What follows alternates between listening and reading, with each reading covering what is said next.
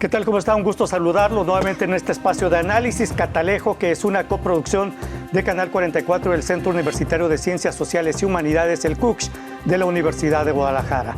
Catalejo, como usted sabe, es una mirada profunda hacia horizontes cercanos, con la perspectiva y el análisis siempre puntual de académicos y especialistas de este centro universitario, el CUCH.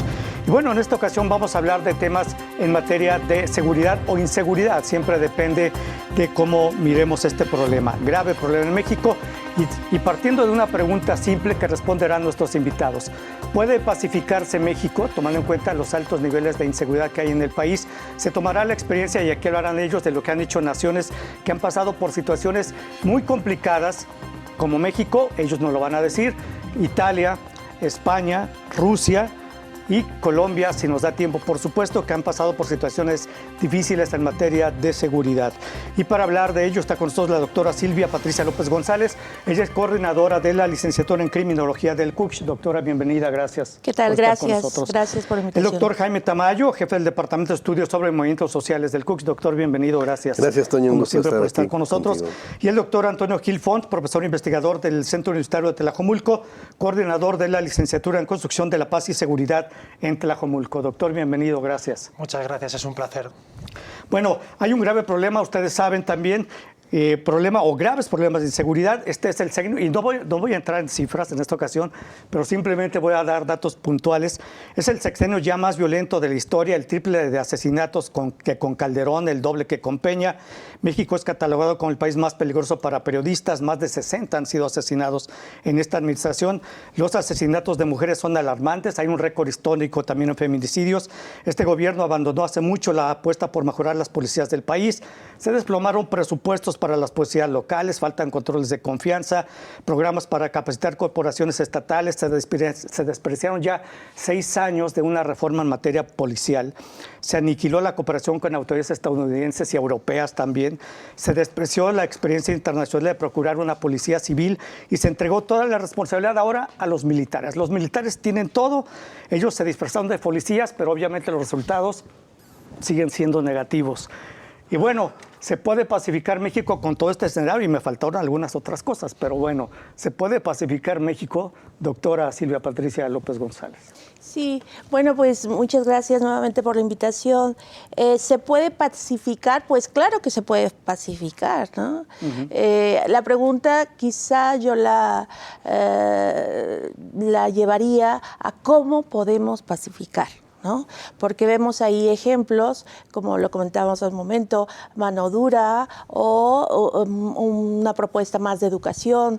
Efectivamente, nosotros podemos encontrar la paz a la fuerza o la paz voluntaria.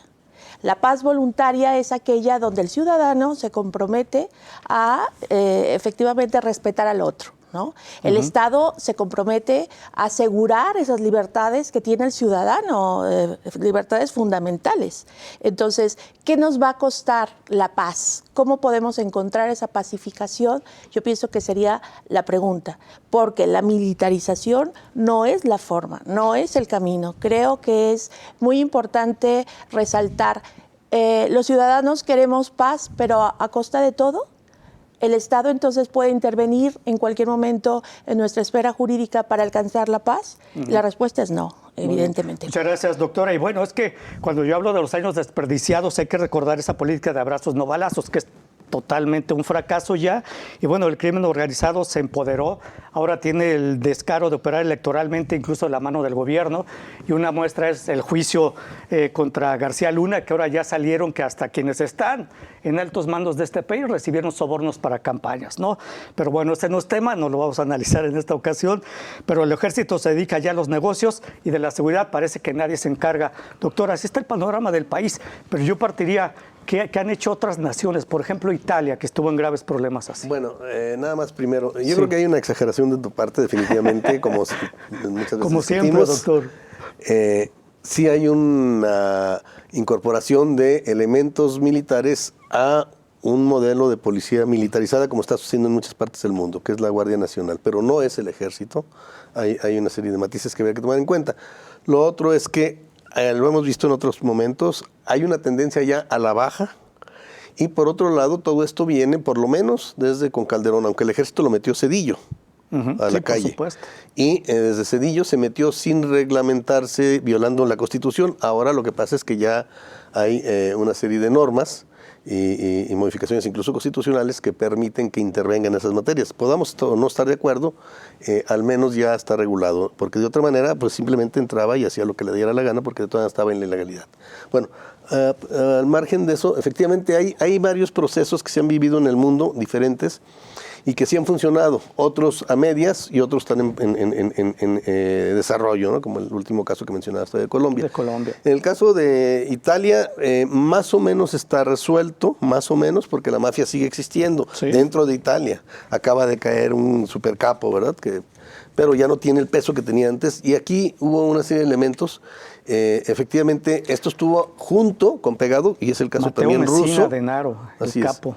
Eso estuvo junto con pegado con la existencia de grupos terroristas, lo mismo que pasó en Rusia, ¿sí? Que luego lo vamos a señalar. Ahí los jueces, por ejemplo, tuvieron que pasar, digámoslo así, a la clandestinidad, es decir, al anonimato.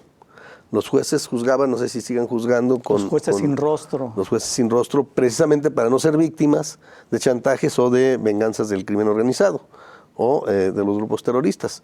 Y detrás de todo esto, pues también hubo una recomposición del pacto político y social. Y cuando digo el pacto político, pues se modificó la propia forma de participar políticamente, desaparecieron algunos partidos, etcétera, y una nuevas condiciones que tiene Italia, que implicó el que estas formas de participación política que habían sido excluidas y que se manifestaban con violencia, me refiero a los grupos armados, algunos de ellos terroristas, efectivamente, pues ya no tuvieran mucho sentido o mucha respuesta en la sociedad, por un lado. Y por otro lado, el enfrentamiento a la mafia, que bueno, pues si de algún lado tiene origen la mafia es en Italia, ¿no? Sí. Y sin embargo, ya en Italia no es un elemento determinante como lo puede hacer en algunos otros lados.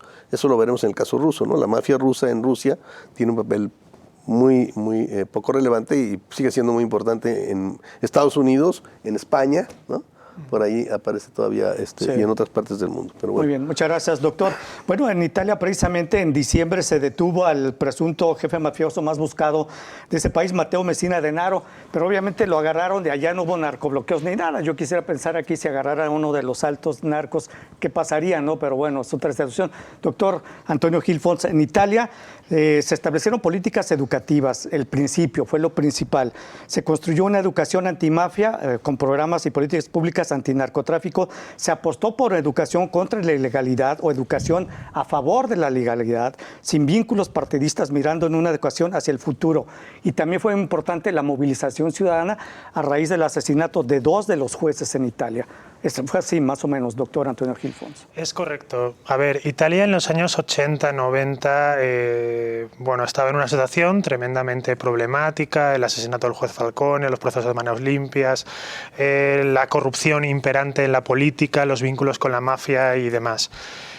Y hoy en Italia siguen habiendo problemas, pero digamos que Italia ha ido avanzando. ¿Qué significa esto? Que algo nos tiene que quedar muy claro. El que las cosas sean de una forma ahora mismo no significa que siempre hayan sido así, ni que siempre tengan que ser así. Estoy totalmente de acuerdo con lo que indica la doctora, en el sentido de que ¿puede México pacificarse? Por supuesto que sí. La cuestión está en el cómo. Incluso diría yo que ese es un cómo plural. ¿Por qué? Porque estamos hablando de crimen organizado.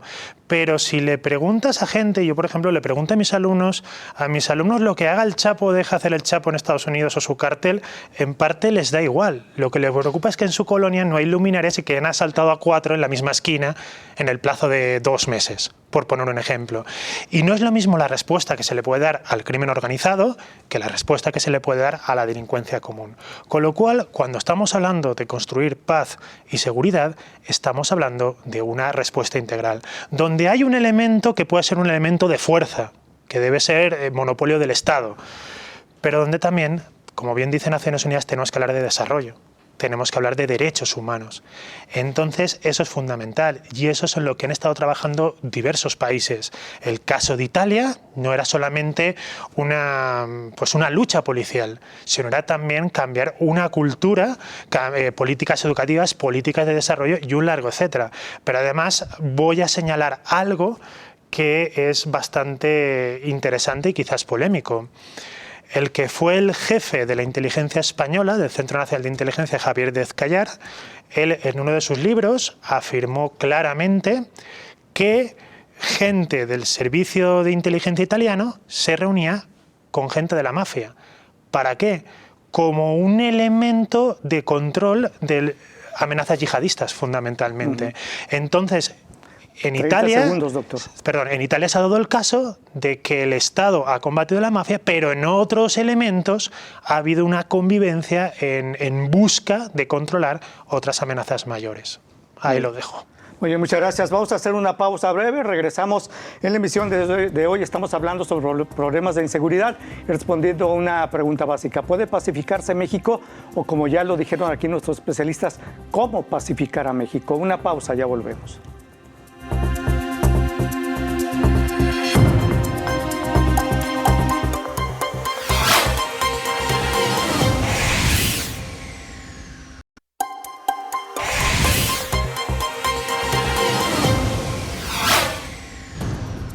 Bueno, continuamos. Muchas gracias por seguir con nosotros. Bueno, en Italia, además de lo que ya mencionamos, se establecieron políticas culturales, restauración del patrimonio histórico, que también tuvo mucho que ver, educación. Los medios de comunicación se involucraron en todo este programa y todas estas acciones podrían resultar, de hecho, fueron complementarias a las políticas más tradicionales de combate al crimen organizado en Italia, como el trabajo también de los magistrados, como ya mencionaba el doctor Jaime Tamayo, y también en materia de política criminal. Doctora Silvia Patricia López González, ¿algo así podría establecerse en México? Sí, bueno, Antonio, a mí me parece que es fundamental iniciar identificando lo que nosotros padecemos. Nosotros tenemos un grave problema del narcotráfico. El narcotráfico sabemos cómo actúa aquí y en todas partes porque es un delito transnacional. Sí. Ellos, tienen jerarquía, se implican precisamente en el Estado, en los miembros que conforman el Estado y que toman decisiones. Lo estamos viendo, aunque dices que no es el tema, pero en el caso de García Luna lo estamos viendo, ¿no? Cómo hay ya declaraciones de implicación directa con funcionarios del Estado. Y esa es su forma de funcionar. Funcionarios y funcionarios actuales. Exactamente. Esa es la forma de que ellos pueden ir mezclándose y en la toma de decisiones poder tener coyunturas interesantes. Pero también en México estamos hablando de impunidad. Estamos hablando que lamentablemente la sociedad mexicana padece una falta de justicia. Número uno, no se cree en la justicia, no se cree que se pueda alcanzar. Y número dos, está rebasado, ¿no? En el ámbito, por ejemplo, del derecho penal, está completamente rebasado. Nosotros en el 2008 se cambió el sistema de justicia penal en México y eso pues no funcionó. Estamos padeciendo los mismos temas que hace tiempo y bueno, pues hace falta ver cuáles son nuestros problemas, ir pues tratándolos cada uno. Otro tema te apunto más, corrupción. Es un grave tema. Nosotros también creamos un sistema nacional anticorrupción. Entonces, los pasos se han dado y no porque hayamos querido. Los pasos se han dado porque estamos condicionados también en el ámbito internacional, a través de tratados y a través de una supervisión que se hace por instancias económicas, en donde dicen, bueno, México tienes que conducirte de determinada manera. Está, por ejemplo, las resoluciones de la Corte Interamericana de Derechos Humanos que nos están ya guiando desde el 2011 que tuvimos la reforma constitucional al artículo 1, en donde aparecen ya en la estrategia del Estado mexicano los derechos humanos, pues ahí ya hay un compromiso también internacional. Entonces, simplemente para concluir en esta aportación, decir, tenemos diferentes problemas. El problema de delincuencia común, tiene un origen, y el origen es esa falta, como lo apuntaba el doctor, de desarrollo, esa falta de oportunidades de educación, de economía, etcétera, etcétera, de trabajo, ¿no? Entonces, ese sería una parte del problema. Otra parte es el tema del narcotráfico y cómo podemos nosotros enfrentarlo. Otra parte el tema de la corrupción y otra parte el tema de la impunidad. Entonces, es toda una mezcla que tenemos frente y decimos, bueno, pues saquemos a los militares y sean los militares los que nos den una respuesta, porque lamentablemente no creemos en la policía, no confiamos en la policía. Entonces, eso puede solucionar algo, pero no todo. Muy bien, muchas gracias, doctora. Bueno, estas resoluciones de la Corte en materia del arraigo y de la prisión preventiva oficiosa, pues señala la Corte Interamericana de Derechos Humanos que México viola precisamente los derechos humanos y pide que se eliminen estas figuras, pero el gobierno mexicano ya dijo que es intromisión, así es de que pues, ni modo, ¿no? Va a seguir esto. Doctor, ya más o menos hablamos de Italia, pero en Rusia, ¿qué se ha hecho? Porque yo leí que Putin sí estableció mano dura contra la mafia rusa, los narcotraficantes en Rusia, ¿no? Sí, no solo los narcotraficantes. Rusia pasó por una situación peor que la de México en todos los sentidos.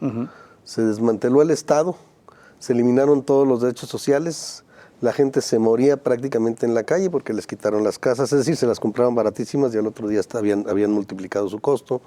Les expropiaron sus ahorros porque de un día a otro devaluaron, estoy hablando del gobierno de Yeltsin, de una serie de situaciones que además el Estado ya no proveía ni resolvía nada.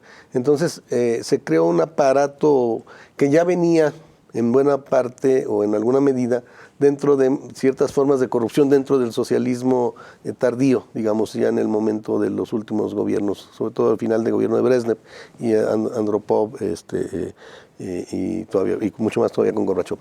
Y esos, con el desmantelamiento del Estado, conformaron una organización mafiosa que, como digo, tenía orígenes anteriores, pero que no tenía mayor peso.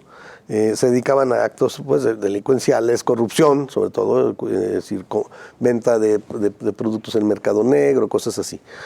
Sin embargo, empezaron a resolver incluso los problemas que no resolvía el Estado. Los famosos, traducido en el español, ladrones en ley, sí. Así se les conocía, o todavía se les conoce, pero ya no tienen mayor peso. Y esto se creó como una especie de Estado paralelo. ¿Esto por qué se dio? Por un lado, la sociedad fue prácticamente expropiada y sometida a una situación terrible. Entonces había, digámoslo así, como pasa en México todavía, aunque ha disminuido, y luego lo explico si quieres, si hay tiempo, carne de cañón, porque la gente se moría de hambre, literalmente. Los salarios eran, y las pensiones, de $30 al mes, ¿no? Imposible vivir con eso. Entonces se compraban una botella de vodka, se emborrachaban y se morían en la calle. La tasa simplemente la esperanza de vida bajó 10 años. Calculen la cantidad de muertos, ¿sí? Por motivo del perestroika, sin necesidad de balas. Eso fue el resultado de la caída del socialismo. ¿Qué hace Putin? 3 cuestiones. Una política social muy importante, recupera las pensiones, recupera el salario. Por otro lado, fortalece al Estado y inicia una política anticorrupción, que eso también está bien demostrado, porque aquí lo que hacemos son comisiones que no sirven para nada más que para, como decían los brasileños, el English ver, ¿no? Para que los vea el extranjero. Es decir, sí, nos exigen la anticorrupción, pues hagan una comisión y ya tenemos nuestro montón de comisiones estatales y la nacional. ¿Y para qué sirven? Para nada. Pues ya sabes, doctor, que cuando aquí no se quiere resolver nada hay que hacer en una Rusia, comisión, ¿no? ¿qué se llegó a hacer incluso? Incluso en la Unión Soviética, bueno, es un país enorme. Llegó a haber una vía de tren clandestina para sacar productos de fábricas y venderlos. Bueno, el ministro y otra serie de personajes, pero el ministro encargado de eso fue fusilado, ¿sí? Es decir, y Putin, bueno, retomó este tipo de cuestiones y combatió la corrupción de manera muy fuerte, tanto que en estas cuestiones la corrupción está bastante más controlada, que es un elemento que va pegado otra vez, usando esa expresión, con la impunidad. Porque tú tienes corrompido el aparato jurídico, el aparato jurisdiccional, tienes al Poder Judicial sometido, controlado, corrupto, tienes a las estructuras de procuración de justicia también corruptas, hacen mal las consignaciones, etcétera, y entonces la gente está en la calle. ¿Qué pasa en México? El 97% de los delitos, por lo menos, porque hay otras cifras todavía más... Sí, el 99. Pueden llegar al 99%. no son castigados, permanecen en la impunidad. Y eso es parte de la corrupción. También es parte del mantenimiento del Estado. Hay que recuperar el Estado, que eso fue parte de políticas neoliberales aquí y parte de las políticas ultra neoliberales de Yeltsin en Rusia, que desmantelan el Estado y no puede responder. Putin reconstruye el Estado. Es decir, política social, reconstrucción del Estado, combatir la corrupción y, por supuesto, mano dura. Pero un elemento más, espacios de negociación. Entonces, la mafia rusa desaparece prácticamente de Rusia. Bueno, sí quedan espacios, ¿no? Pero es muy reducido. Lo que hay son, ahora sí, empresarios. Muchos de ellos son empresarios lavaron, ahora, ¿no? En su momento lavaron ese dinero y ahí están. Pero la mayoría se salieron, incluso algunos con acuerdo, fueron liberados rápidamente y encabezan la mafia en Estados Unidos o en España. Pues hay toda una cantidad de acciones que han estado apareciendo en la prensa desde hace 10, 15 años, ¿no? De la presencia de la mafia rusa, que generalmente no son rusos, son georgianos o son del Cáucaso, pero bueno. Y entonces hay esa salida y otra más, que es la incorporación, por ejemplo, en el caso de los terroristas.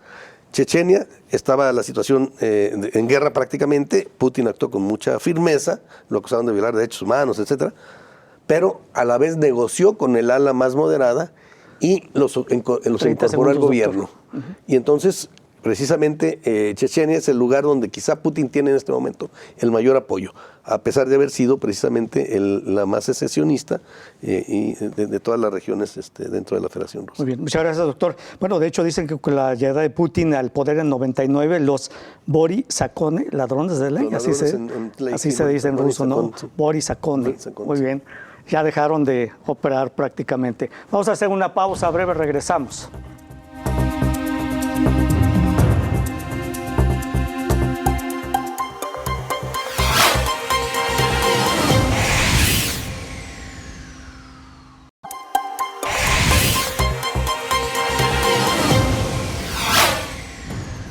Muchas gracias por seguir con nosotros en esta emisión. El tema es ¿se puede pacificar México o cómo pacificar a México?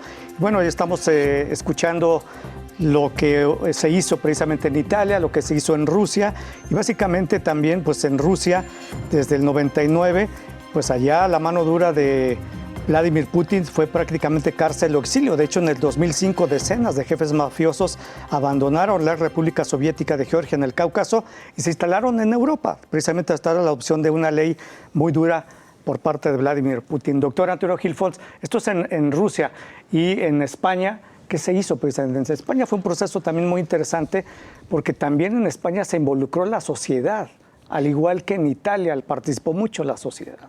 Claro, es lo que estamos hablando desde el inicio. El crimen tiene muchas naturalezas y en el caso de España, cuando hablamos de una situación de inseguridad, no nos estamos refiriendo a la delincuencia común, que también la hay y que se sigue combatiendo día a día, sino estamos hablando de una banda terrorista llamada ETA. Realmente, esta banda terrorista, mientras estuvo operando durante décadas, mató a más de 800 personas. Y hay que decir que el Estado trató de acabar con ellos mediante la policía y también cometiendo crímenes de Estado. Esa es la verdad, está perfectamente documentado, que se violaron derechos humanos, que se violaron derechos básicos y aún así no se lograba acabar con ETA. Resulta que la Ertzaintza, la Policía Autónoma del País Vasco, era la policía mejor equipada de Europa y sin embargo no podía acabar con una organización terrorista. Y sin embargo, esa organización hoy en día ya no existe. ¿Y cómo es posible? Bueno, ETA comenzó a desaparecer cuando la policía, pero también desde instituciones, desde la universidad, desde la sociedad, desde el empresariado, desde los sindicatos, comenzaron a converger sus políticas de construcción de paz y seguridad en la lucha contra el terrorismo. Esa es la clave. Y aquí hemos estado hablando de impunidad y estoy totalmente de acuerdo, pero también hay que hablar de la cifra negra. Es decir, de los delitos que no se denuncian. Entonces uno se pregunta, ¿y la gente por qué no denuncia el delito? Porque además de que has sido víctima de un delito, vas a perder la mañana para denunciar algo que se supone que es impune. No hay confianza en las instituciones. Y esto es muy curioso porque, queramos que no, y en perspectiva, y si tenemos una visión histórica, nuestras instituciones han ido cambiando, han ido mejorando. No significa que sean perfectas, no significa que no deban de seguir mejorando, pero por ejemplo, cada vez hay policías mejor formados, mejor preparados, más profesionales. ¿Insuficientes todavía? Sí, pero en verdad puedo garantizar esa cuestión. Y también la cuestión y la gran pregunta seria para abordar es ¿por qué los mexicanos y las mexicanas seguimos sin confiar en nuestras instituciones? Habría que hacer una autocrítica, porque sin la confianza en las instituciones, en verdad, esa convergencia tan deseable que se debería de dar tal y como se dio en el País Vasco, difícilmente se podrá dar aquí. Sí, y como usted señala, precisamente fue primero la presión del Estado, una ley de partidos que ilegalizó las formaciones políticas que no condenaran explícitamente la violencia. Se hizo en España, pero lo principal es que el discurso, el argumento histórico de la violencia, pues fue prácticamente desmantelado, y eso hizo que organizaciones como ETA pues ya optaran por no seguir en esa vía de la violencia, ¿no? Es correcto.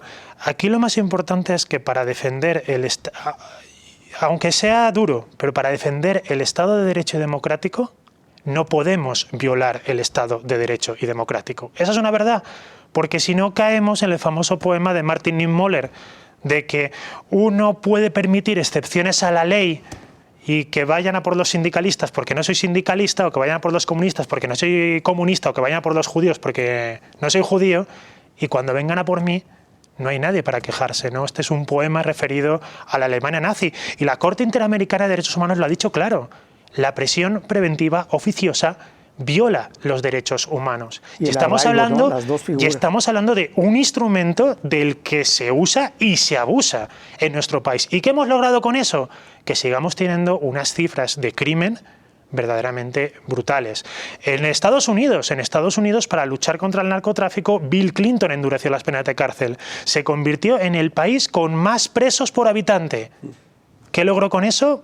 Nada. Administraciones posteriores justamente tuvieron que suavizar las leyes porque se dieron cuenta que con eso no se acaba el problema. Solamente hacías que aumentara la población carcelaria. Y ahí es donde entramos de que lo que hacen falta son políticas integrales. Hace falta buenos policías, pero también hace falta instituciones fuertes, hace falta políticas educativas, políticas de desarrollo, políticas de justicia social, y siempre respetando el Estado de Derecho y, por supuesto, la libertad democrática. ¿Y cómo lograr esto, doctora Silvia Patricia López, respetar el Estado de Derecho cuando las principales protagonistas o los que gobiernan este país no respetan precisamente el Estado de Derecho? Sí, esa es una pregunta bastante compleja, porque finalmente ¿a quién le interesa el Estado de Derecho? Pues a ellos principalmente debería interesarles, ¿no? Y a nosotros como ciudadanos. Exactamente. Sí, bueno, nosotros ya hemos transformado un Estado social y democrático de derecho a un Estado constitucional de derecho, en donde ya los derechos humanos pues tienen que primar en todos los ámbitos, en todos los estratos, tiene que ser prioridad de todos los poderes, del Ejecutivo, del Legislativo, del Judicial, en el ámbito local, en el ámbito estatal, en el ámbito nacional. Entonces, ¿cómo podemos nosotros pedir? Quizá es un poco polémico, pero ¿cómo podríamos pedir que cese el narcotráfico cuando sabemos lo que significa el lavado de dinero? Las entradas que tiene México por el tema del lavado de dinero. ¿Cómo podemos pedir que cese la violencia cuando vemos la desintegración familiar, la falta de recursos en las familias para llevar una canasta básica a sus casas? Es decir, quizá nuestra mirada se está equivocando. Queremos nosotros que el Estado controle a través de un derecho penal y, sin embargo, ahí no está la respuesta. La respuesta tiene que ver cómo estamos conformando nosotros nuestra sociedad. ¿Qué prioriza el Estado? Armamento, vehículos para policías o educación para los jóvenes, para los niños. ¿Cuál es la prioridad del Estado? Que las mujeres puedan acceder a trabajo o que determinados funcionarios tengan un salario muy bien remunerado. Es decir, el enfoque creo que tiene que ser mucho más amplio. porque efectivamente el derecho penal se encarga de la aplicación de penas, es punitivo, está creado para imponer penas a aquel que haya violado los delitos, pero no es suficiente con eso. Es necesario saber por qué se está cometiendo el delito, eso lo estudia la criminología, y es necesario saber cómo el Estado podría mejorar, pero al Estado que le interese mejorar. Digamos que nosotros en este momento, o yo en este momento estaría romantizando lo que debería ser la función del Estado. Sí, pero fíjate qué interesante que es cuando todos empecemos a preguntarnos eso, ¿no? ¿Cómo puedo yo, efectivamente, como madre de familia, como profesora, como hija, cómo puedo yo mejorar mi circunstancia? ¿Cómo puedo yo respetar, ¿no? ¿Cómo puedo yo guardar ese estado constitucional de derecho y así reproducirlo? Y entonces todos estaremos en la misma línea. Y la importancia aquí de exigir al Estado, ¿no? Hoy, por ejemplo, escuché unas declaraciones en donde dice el gobernador, bueno, eso no es tema mío, eso un hombre mata a una mujer en su auto, después va y se suicida y dice, eso es tema de pareja.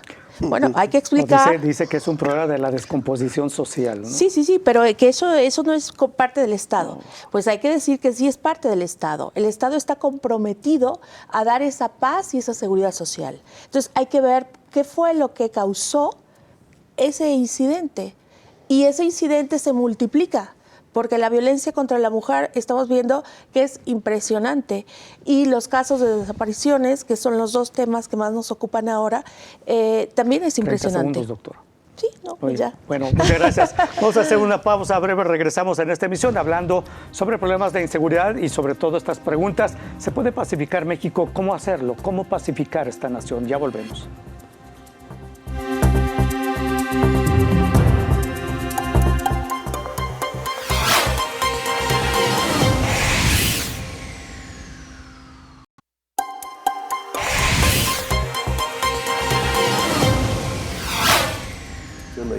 Bueno, continuamos en esta emisión hablando de la situación de inseguridad y cómo lograr una pacificación en este país, tomando como base la experiencia como en Italia, en España, en Rusia y bueno, en Colombia también, que me parece que es un tema muy particular porque ahí, desde mi perspectiva, doctora, doctores, pues operó tanto los grupos de narcotráfico como la guerrilla, casi de manera simultánea. Y finalmente está en un proceso de paz que no ha concluido, pero los acuerdos de paz se firmaron el 24 de noviembre de 2016.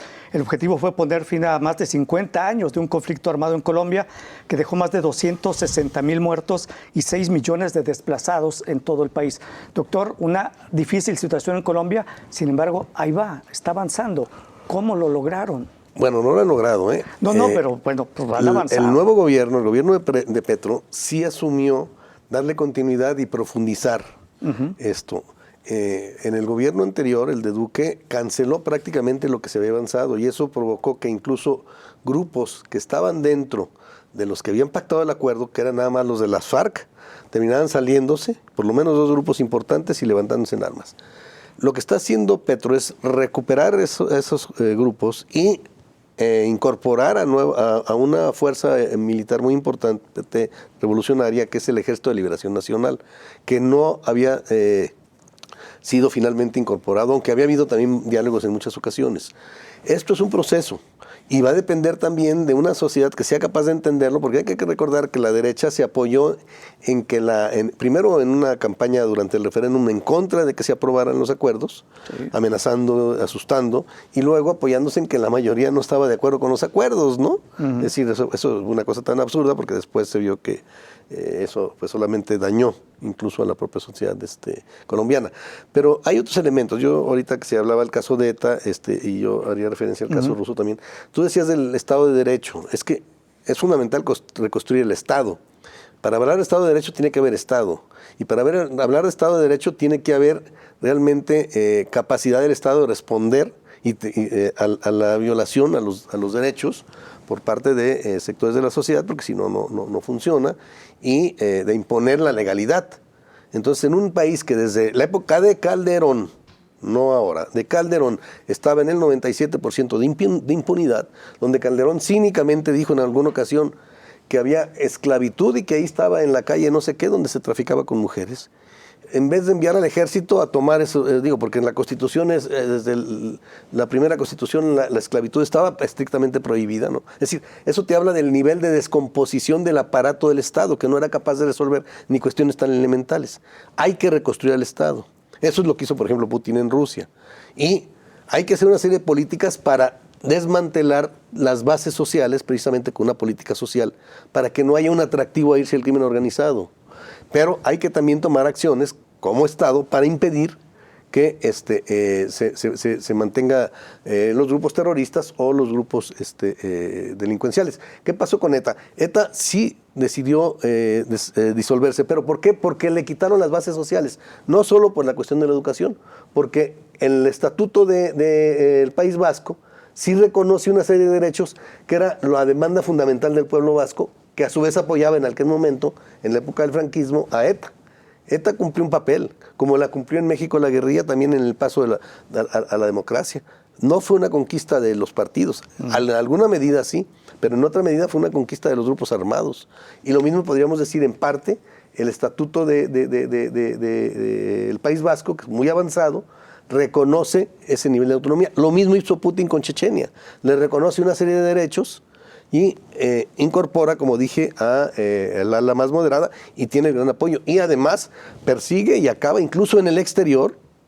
En Qatar, por ejemplo, fue ejecutado el líder más radical y más rabioso, digamos, de los fundamentalistas yihadistas chechenos, que había sido el responsable de la toma del famoso asalto al teatro Dubrovka, ¿no? Que todo el mundo seguramente recuerda.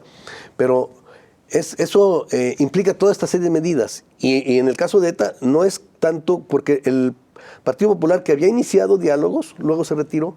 ¿Y por qué ETA decide retirarse? Porque ya no tiene el apoyo social, ¿sí? Porque ya no tiene el apoyo para continuar. Y entonces, porque hubo una serie de soluciones que se dieron en el País Vasco, previas, de manera que al final o continuaba como un grupo cada vez más aislado, o mejor se disolvía y se integraba en un partido por ahí, ¿no? Como lo hizo finalmente. Muy bien.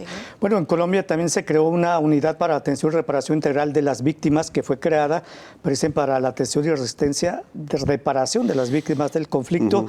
Y bueno, son 189.103 familias las que han regresado ya. Y bueno, aquí están datos. Ha sido una atención a muchísima gente, millones de personas en esta unidad que me parece ha sido fundamental para este proceso que continúa en Colombia. Doctor Antonio Gilfons, ¿qué nos dice de Colombia?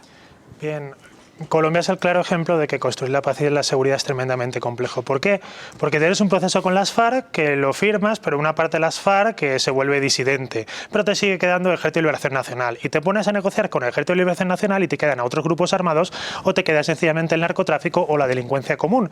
Pero en perspectiva, la situación actual de Colombia es mucho mejor que la de la Colombia de los años 90, que todos hemos visto reflejado en películas y que algunos en su momento vivimos. ¿Qué significa esto? Que la paz y la seguridad es algo que se construye todos los días, realmente. Y que no solamente ya logramos esto, sino es gestionar también. Y ahí es donde hacen falta buenos profesionales. Hacen falta buenos criminólogos que sean capaces de comprender el delito, que sean capaces de comprender cuál es la amenaza que está habiendo. Y hace falta, con todos los respetos, constructores de la paz y seguridad, que sepan coordinar políticas, que sepan implementar, que sepan diseñar, por así decirlo, que sepan leer la situación. Entonces, desde una perspectiva histórica, por supuesto que vamos a mejorar, por supuesto que podemos pacificar México, por supuesto que hemos avanzado. ¿Nos queda un largo camino? Por supuesto que sí. Pero sin duda hay muchos mexicanos y mexicanas en nuestro país deseosos de recorrer ese camino, de seguir formándose. Tenemos a hombres y mujeres que cada día dan su vida y la verdad es que merecen un cierto reconocimiento. Hay que pensar en esa situación. ¿Qué está pasando? Que no confiamos en las instituciones y las propias instituciones tienen que hacer una autocrítica de por qué, más allá de esos discursos unidireccionales que dan algunos líderes y demás, por qué la gran parte del pueblo sigue considerando que el Estado mexicano les ha fallado y que el Estado mexicano no les va a proteger ni que va a crear condiciones de paz y seguridad. Bueno, precisamente en lo que resta del programa yo les voy a hacer la pregunta y básicamente en lo que queda de este bloque y en el siguiente, queden ustedes sus conclusiones, porque han hablado al doctor Jaime Tamayo, reconstruir el Estado como lo hizo Putin en Rusia, ¿no? El respeto a los derechos humanos, el respeto al Estado de Derecho, ha dicho la doctora. Yo, mi parte fundamental diría, lo que ha hecho la sociedad, tanto en Italia como en Colombia, en España, las movilizaciones sociales han sido fundamentales. En España también ETA, mencionó el doctor Jaime Tamayo, perdió el apoyo social ETA, ¿no? Entonces, ¿cómo lograr esta reconstrucción del Estado en México, el Estado? ¿Cómo respetar precisamente el Estado de Derecho en México cuando vemos que desde el propio Estado, ¿no?, los principales promotores del respeto a los derechos humanos salen con discursos, no me vengan a mí con que la ley es la ley, ¿no? Ese tipo de cosas. ¿Cómo lograr esto, doctora? Bueno, sí, entiendo que los graves problemas que tenemos se centran en el Estado, en el aparato gubernamental. Y también entiendo tu preocupación. Bueno, premios, vamos a hacer una pausa y regresando ya. Y nos van a quedar 11 minutos, 10 minutos para sus conclusiones. Ya regresamos con este tema y la pregunta de cómo pacificar a México. Ya volvemos.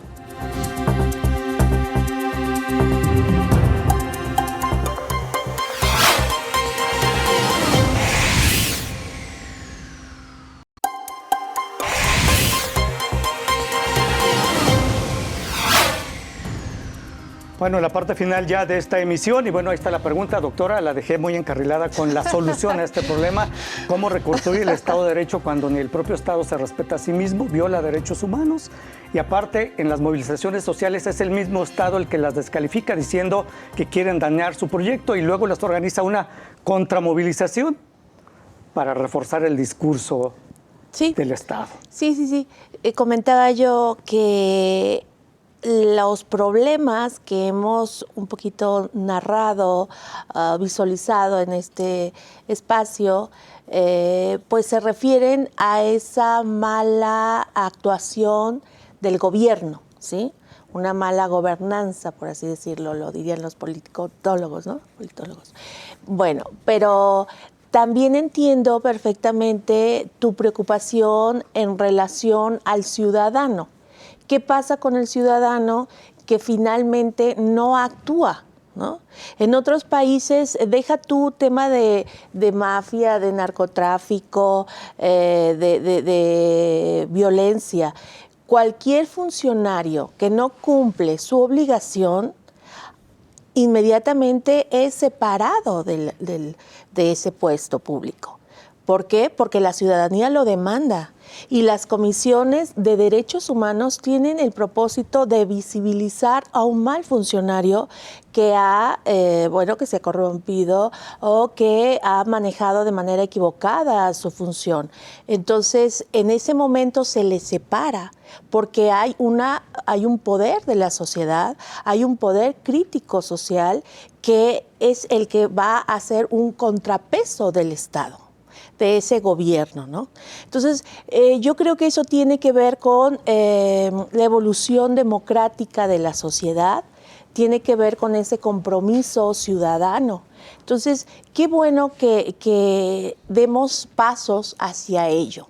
Creo que en las últimas fechas nos hemos manifestado muchísimo en la Universidad de Guadalajara y eso ha tenido ya consecuencias directas en los malos manejos y procesos deficientes de los gobiernos o del gobierno, al menos aquí en el Estado. A nivel nacional también se han dado ejemplos. La idea entonces sería como conclusión, nosotros tenemos que comprometernos a ser unos buenos ciudadanos. ¿Cómo? Pues manifestándonos y diciendo lo que está equivocado. Actos de corrupción, participamos también en ellos. Entonces, dejemos de participar. Por una cultura de la legalidad. Exactamente. Trabajemos en eso. Muy bien, doctora. Gracias. Doctor Jaime Tamayo, sus conclusiones sobre el tema. Mira, rápidamente, me parece que obviamente queremos un Estado de Derecho, pero para tener un Estado de Derecho tenemos primero que reconstruir el Estado y segundo, imponer la legalidad ¿sí? Es decir, cuando hablamos del 97% de impunidad, Sí, claro. ¿cuál Estado y cuál Estado de Derecho? Sí, pues no dice hay. respetar el Estado de Derecho. Vamos primero construyéndolo. Segundo, la sociedad.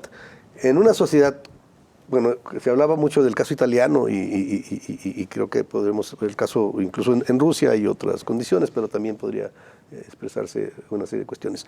Pero el neoliberalismo no logró inculcar allá, y al contrario, los contravalores estos del individualismo, del consumismo y de el pisar la competencia, ¿no? Y pisar al otro para subir. Aquí eso generó precisamente el que cuando en nuestra generación todos queríamos ser guerrilleros y admirábamos al Che Guevara, ahora todos quieren ser sicarios y admiran al Chapo Guzmán, ¿no? Bueno, pero eso es producto de un modelo impuesto por el neoliberalismo. Y estamos llenos de música y de cultura y telenovelas que yo no sé por qué se permiten, que lo único que hacen es alimentar precisamente esos valores o esos contravalores. Entonces hay que cambiar también eso y ahí sí se requiere un Estado que sancione y que impida precisamente la reproducción de esa contracultura del criminal que es asumida por los jóvenes y los niños prácticamente, ¿no? Entonces sí es necesario un cambio en la sociedad, pero es también necesario un cambio o una consolidación del Estado y exigirle a ese Estado luego precisamente la aplicación del derecho para que haya un Estado de Derecho. Muy bien, muchas gracias, doctor. Doctor Antonio Gil Fonso, sus conclusiones. Bien, hablamos de cómo fortalecer el Estado, un Estado que no se respeta a sí mismo. Bueno, pues partamos de la base. La ciudadanía lo tiene muy sencillo, exigiendo responsabilidades a los gobernantes y la forma más sencilla de mostrarlos es a través de las elecciones. Esa es la verdad. Pero en dicho sentido, lo que hace falta es que haya un electorado... Bueno, siempre y cuando no haya plan B, porque si hay plan B, entonces ya ni las elecciones van a Claro, servir, ¿eh? pero de momento tenemos elecciones, buenas, malas, pero las seguimos teniendo. Pero el asunto es que el electorado está informado. Porque resulta que somos la sociedad más conectada de la historia, pero también la más desinformada. Y ahí es donde entra la educación. Y ahí es donde entra la formación. Pero en verdad, la ciudadanía seguimos teniendo ese poder de exigir a los políticos que cumplan sus promesas, ese poder de exigir que se hagan responsables de sus actos y de los de sus subordinados, y que si no lo hacen, pues siempre podemos en unas elecciones sacarlos. Pero coincidimos en esa cuestión. El refuerzo del Estado para derivar en un Estado de Derecho que respete las reglas, que vele por la paz y la seguridad, es algo fundamental. Y hay muchas vías, en realidad, pero estamos hablando de educación, estamos hablando de políticas integrales, estamos hablando de desarrollo y, ¿por qué no?, algo muy polémico, estamos hablando de darle la mano al diablo, como hizo Romeo Dallaire en Ruanda para salvar a miles de personas. Estos espacios de negociación que hemos visto en Italia, que hemos visto en España, que hemos visto en Rusia, y que realmente si aquí en algún momento se plantean, pues habrá que ver en qué contexto, con qué finalidad y qué utilidad podemos tener. El asunto es no estar cerrado a nada con tal de lograr de que nuestra sociedad pueda vivir en paz y seguridad. Doctor, dice darle la mano al diablo, pero yo diría, pero en forma transparente, sin que haya acuerdos en lo oscurito, que no nos enteremos como sociedad, porque luego ese es el problema, ¿no? No sé si se pueda negociar así. No hay una única solución a los problemas de la inseguridad y la violencia. Esa es la verdad. Puede ser impopular, pero es un ejemplo. Estaría bien darle la mano al diablo, pero en forma transparente. Claro, todos los procesos de paz han sido tremendamente duros. Por ejemplo, el caso de las víctimas en Colombia, pero también en Irlanda, o el caso de Sudáfrica. Las comisiones donde víctimas y verdugos se sentaban y dialogaban. Entonces, realmente, construir la paz y la seguridad no solamente es difícil, también es complejo y también es duro.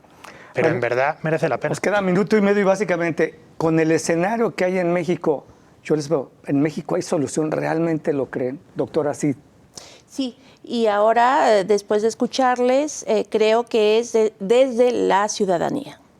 Doctor.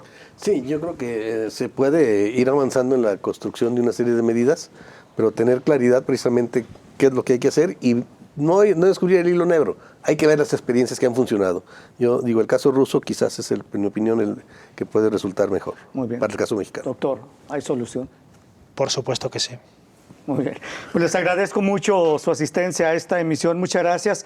¿Puede pacificarse a México cómo? Bueno, creo que ya han respondido nuestros invitados. Doctora Silvia Patricia López González, muchas gracias. Gracias. Doctor Jaime Tamayo, muchas gracias como Gracias, siempre. Toño. Doctor Antonio Gil Fons, muchas gracias. placer. Le agradezco. Muchas gracias a usted. Nos vemos en la siguiente emisión. Muchas gracias.